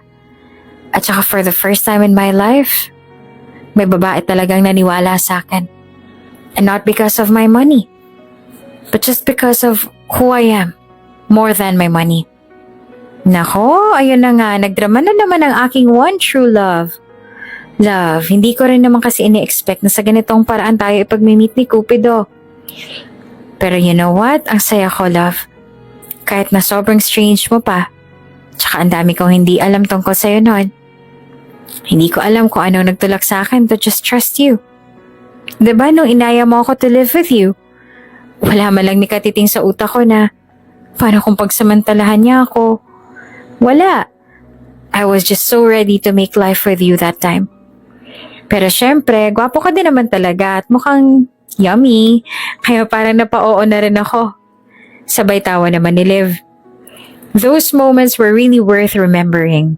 Yung araw na yon, they were just so in love with each other. Wala naman nagawa pang mga langgam sa sweetness nila. Sandra took Liv's hand and looked at her eyes deeply. Liv feels her heart beating faster. Alam mo, yung mga titig mo na yan, ako, nakakatunaw yan. Mas lalo pa atang lumalabing dito sa Japan eh. Naku, ang dami mo talagang may sinasabi. Gusto mo lang magpayakap sa akin eh. Sagot naman ni Sandro. Sa isang traditional Japanese restaurant, Liv and Sandro are having dinner in a cozy tatami room.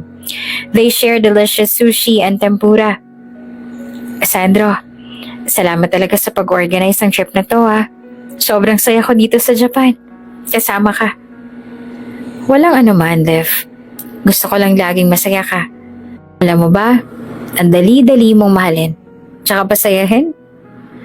Sandro naman, napakakit mo talaga.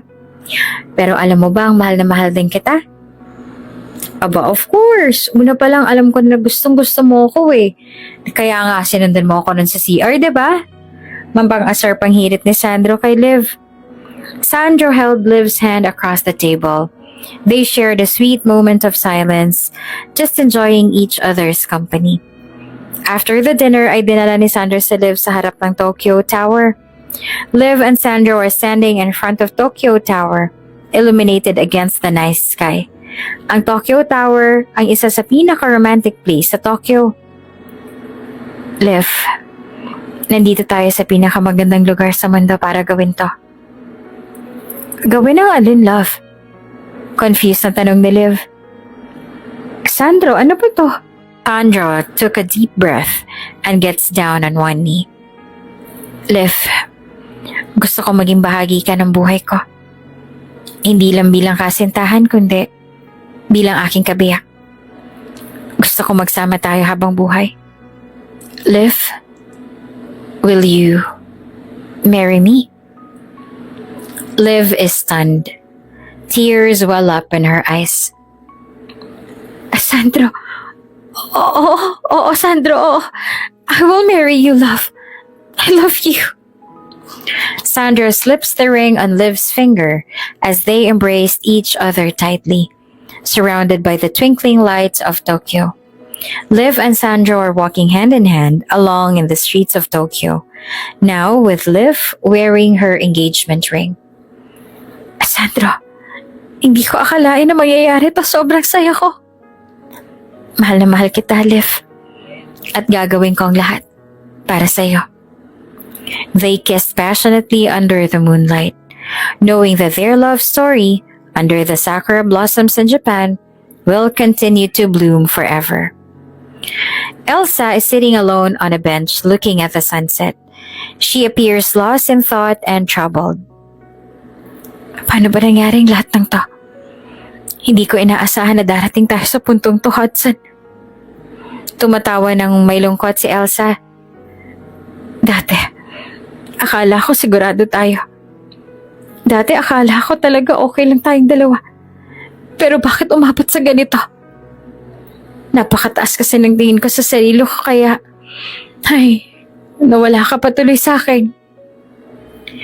Sa opisina naman ng kanilang kumpanya, Elsa, her mother and other family members are in a meeting, discussing business matters. They are criticizing Hudson's decisions. Bakit ba kasi tayo naniniwala doon kay Hudson? Alam mo, sinadya niya to eh. Una pa lang, ganito na talaga ang plano niya para sa kumpanya natin. Malamang spy yun.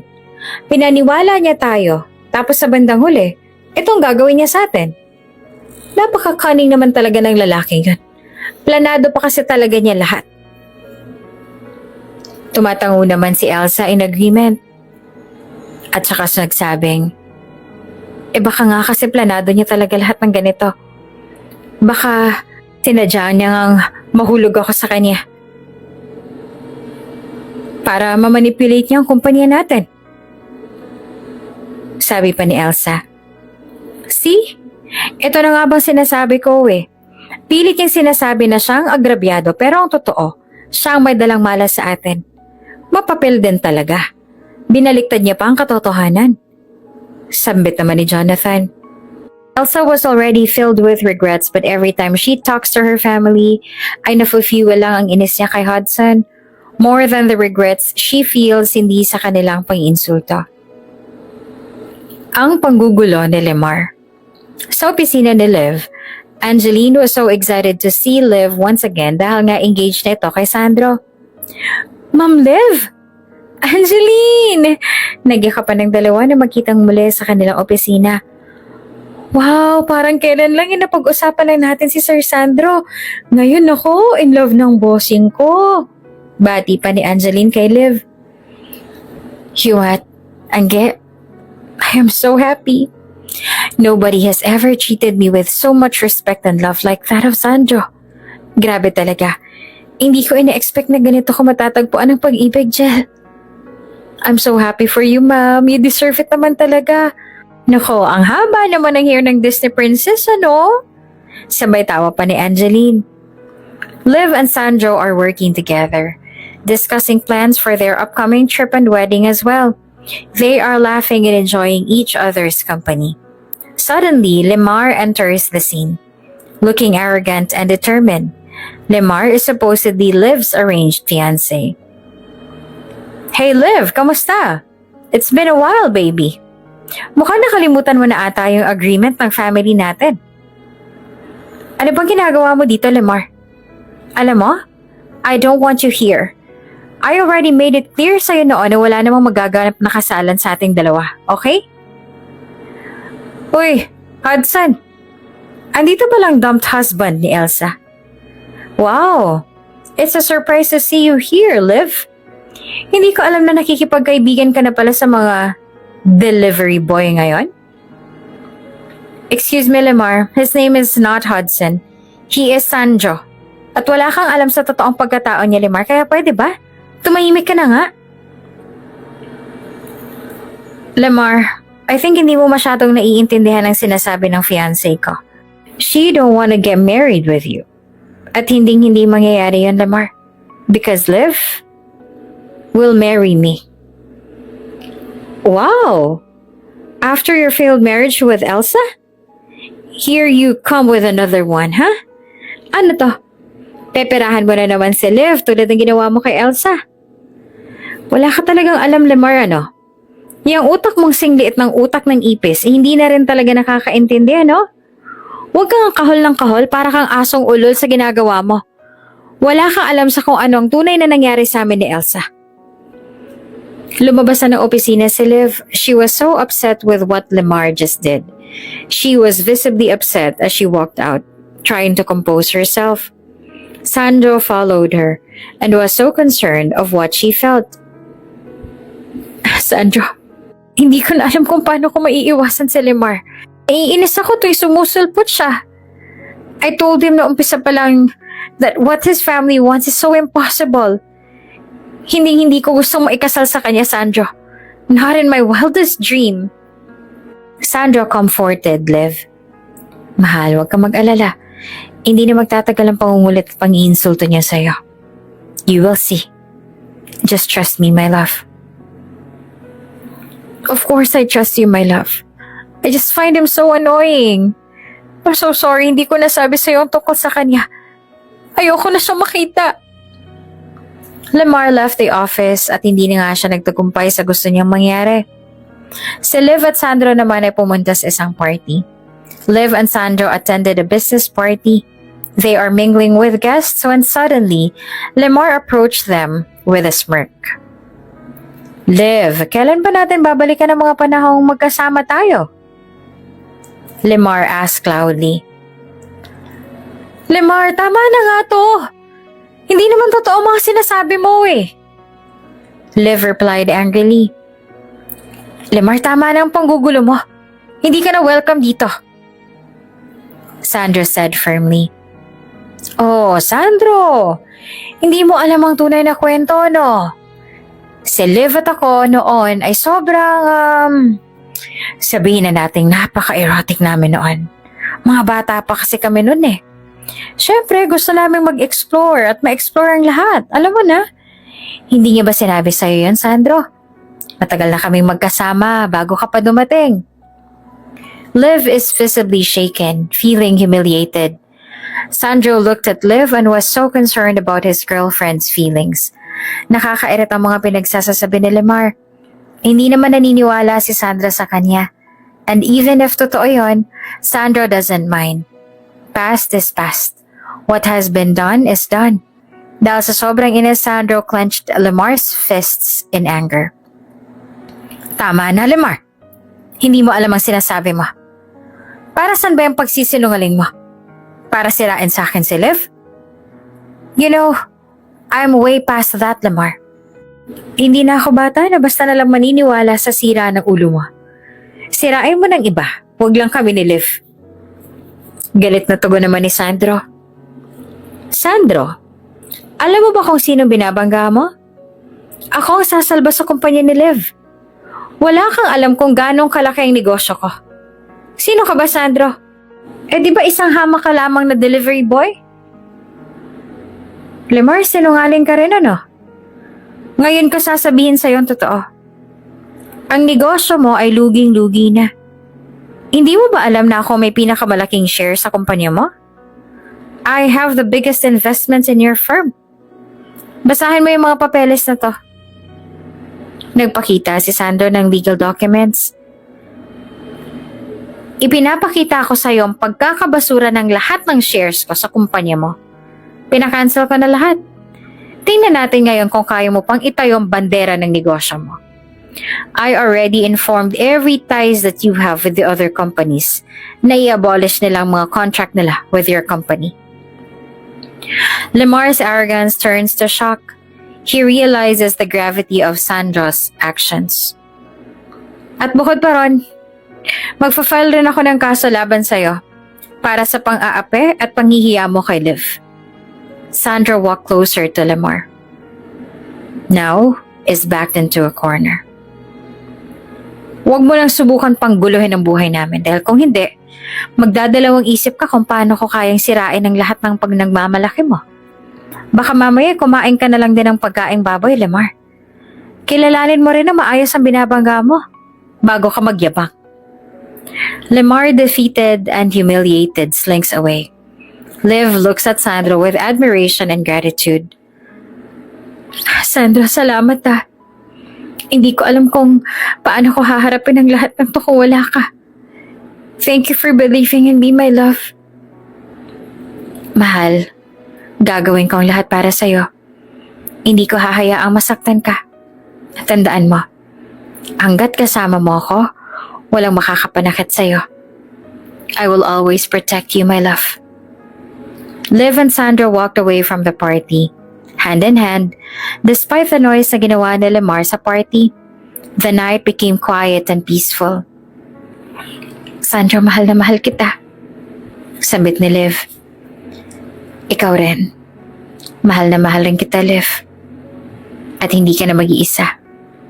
Sa akin ka na. And they embrace under the moonlight, knowing that whatever challenges may come their way, they will face them together. Tunay nga walang makakasira ng isang matibay na relasyon, lalong-lalo na ang pundasyon nun ay matibay na tiwala sa isa't isa. Finally, the wedding. Minadali ni Sandro ang wedding nila ni Liv dahil ayaw niyang may manggulo pa sa kanyang nobya. Ang hall ay punong-puno ng bisitang tuwang-tuwa para sa kasal ni na Liv at Sandro. Guests are mingling and enjoying the festivities. Sandro and Liv, glowing with happiness, are surrounded by well-wishers. Sa kasal ni na Sandro at Liv, tila masayang-masayang lahat. Ngunit sa hindi inaasahang pagkakataon, may taong nakuha pa ring manggulo sa kanilang pagdiriwang. Elsa, Sandro's ex-wife, walks into the reception with an air of confidence but also bitterness in her eyes. She spots Sandro and Liv, and her expression turning cold and malicious. Liv, alam mo, magaling talaga yang si Hudson sa mga pangako eh. Naniwala ka naman, diba? At Hudson na nagpapretend bilang Sandro, ang kapal din ng mukha mo, no? May bagong maluloko ka na naman. Sandro and Liv exchanged uncomfortable glances, trying to maintain their composure. Elsa, please. This is not the time nor the place para magwala ka. Umalis ka na ng matiwasay. Please. Oh, Sandro? Yan na bang bago mong pangalan? Masyado ka nang marunong umiwas sa akin, ano? Alam mo naman ang totoo, diba? Sandra tries to stay calm, while Liv stands beside him, her demeanor showing she's ready to defend him. Elsa, wag mo nang dagdagan ng problema pa. Wala ka ng lugar dito. If I could remember it clearly, hindi ba't ang liit ang tingin mo kay Sandra noon? Bakit ngayon nahabal-habal ka na?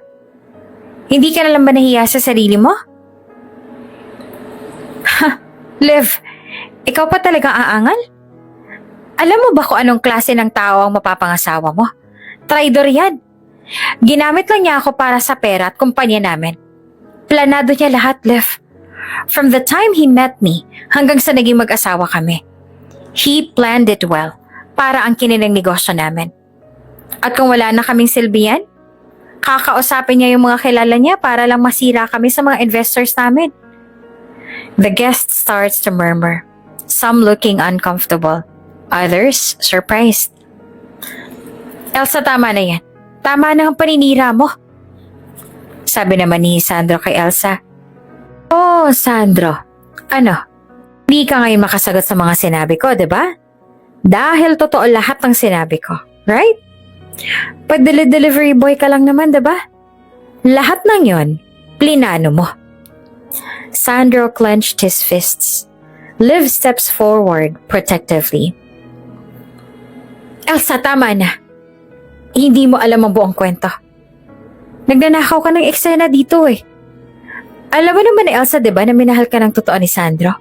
Nagpanggap lang siya noon dahil gusto niya sana may umibig sa kanya kung anong klaseng tao siya. At hindi dahil sa pera niya. Alam mo yan, Elsa. Pero ano ba kasing ginawa mo? Liv, wala kang alam. Hindi mo alam kung paano niya ako niloko. Natural, he will cause you to believe that he's real. Pero makikita mo, Liv. Makikita mo rin kung gaanong kaitim ang budhe ng taong yan. Sandro looked at Elsa with mix of anger and pity. Elsa, tama na. Hindi mo na ako kayang saktan ngayon. Alam natin pareho kung bakit tayo humantong sa ganito. Naging totoo ako sa'yo, Elsa. Lahat ginawa ko para sa'yo. Kasi akala ko, totoo rin ang pag-ibig mo sa akin. Sandro, traidor ka. Alam ng lahat yan. At hindi ka magtatagumpay sa pagpapanggap mo. Yung pagiging mabuting tao mo, kaplastikan yan. Suddenly, Liv's voice rings out, cutting through Elsa's accusations. Tama na, Elsa. Hindi si Sandro ang nanuloko at nag-traidor sa'yo. It was you, Elsa. Ikaw ang traidor. Nakalimutan mo na ata, Elsa. Ikaw ang nagtaksil sa kanya. Nahuli kayo ni Sandra sa hotel, di ba? What was that guy's name again? Jonathan? Nakalimutan mo na ba yan, Elsa? And what did you do kay Sandra during that time? Nagmakaawa siya sa'yong sumama ka sa kanya, right? But what did you do? Kumirengking ka kay Jonathan dahil sa pagkakaalam mo, mahirap lang naman ang asawa mong si Sandro, right? Kaya nga iniwan mo siya in exchange of Jonathan, right? Guests gasped in surprise. Elsa's face turned pale, her confidence crumbling down. Nanlamig na nga ang mga kamay ni Elsa as Liv continually exposes her and her nasty story. Hindi totoo yan. Si Sandra nga ba talaga nagsisinungaling? O ikaw? Aminin mo na, Elsa. You were the cheater. And you were the traitor. Apakalandi mo, Elsa. Alam mo, hindi ka rin nalalayo sa mga bayaring babae eh. Pera lang ang katapat mo. At ngayon, gusto mo pang sirain ang kasal namin? You dumped him, right? Bakit nandito ka ngayon? Elsa, unable to bear the truth any longer, minabuti niya na lamang na umalis sa venue. Hindi siya nagtagumpay sa kanyang ibinalak. Sa gitna ng lahat ng gulo, si Liv ang nagpapabatid ng katotohanan. She stood para ipagtanggol si Sandra laban kay Elsa. Sa wakas, napatunayan na rin ni Liv na ang tunay na traidor ay si Elsa at hindi si Sandro. Liv continually stood for Sandro. Ang galing din na attitude ni Liv because she doesn't easily believe people. She was so firm na ang paniniwalaan lamang niya ay si Sandro.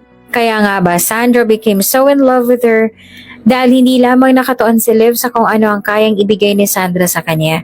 She was so ready to give her share of love for Sandro.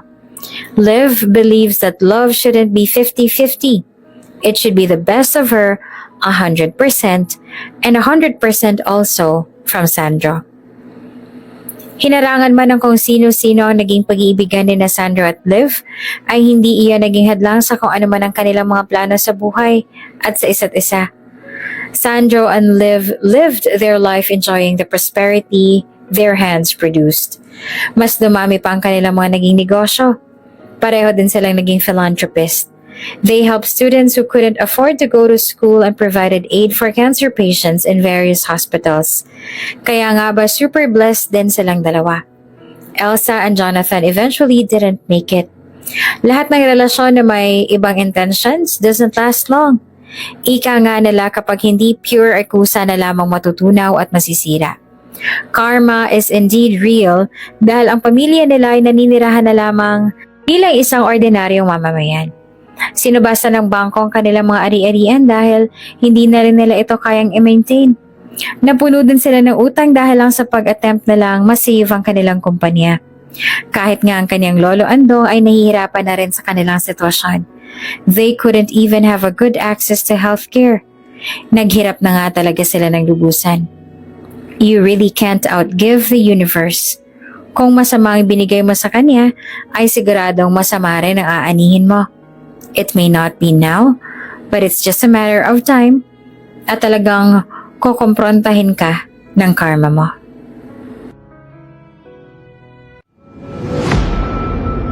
Kung bago ka pa lang sa channel na ito, Ate Jane TV, huwag kalimutang pindutin ang notification bell and subscribe button.